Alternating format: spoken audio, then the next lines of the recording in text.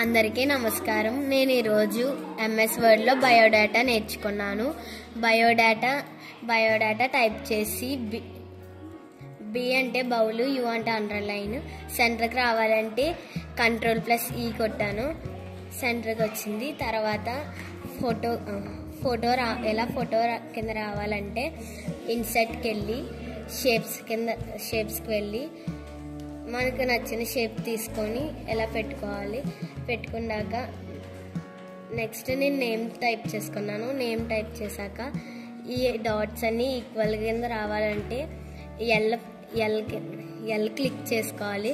Click చేసుకుంటే అన్నీ ఆర్డర్లో వస్తాయి.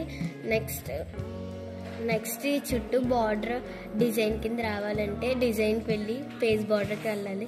పేజ్ బార్డర్కి వెళ్ళాక ఇందులో మనకు నచ్చిన షేప్స్ తీసుకొని ఓకే కొడితే పేజ్ బార్డర్ కింద వస్తుంది.